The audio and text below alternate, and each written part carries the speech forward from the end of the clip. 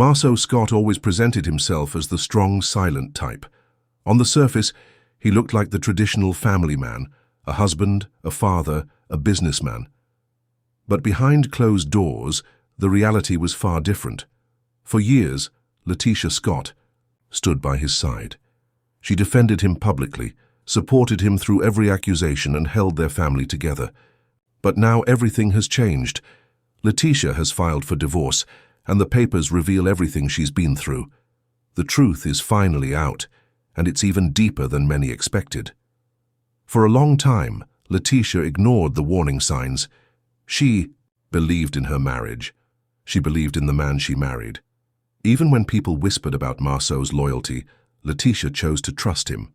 She told herself the rumors weren't true. She hoped things would get better.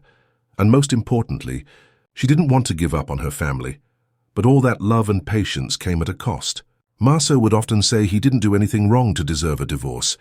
But people who knew him and people who had been around him started speaking out.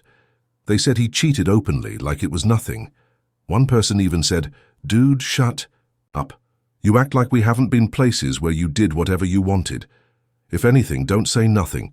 Don't sit up here acting like you're better when you know you've done way worse."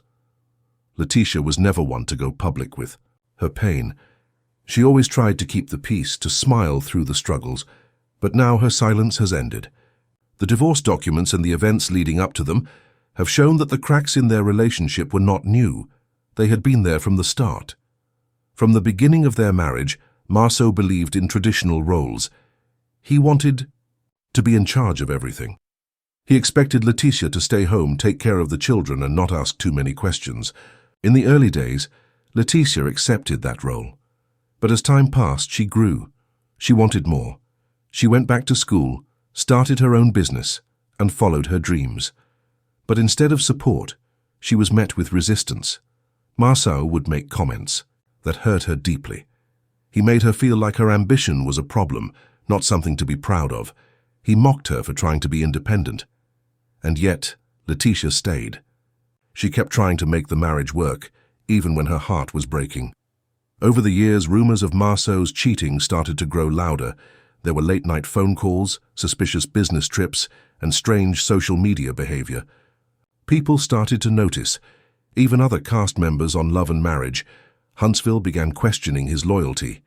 Martell, another man on the show known for his own issues, hinted that Marsau was hiding something big.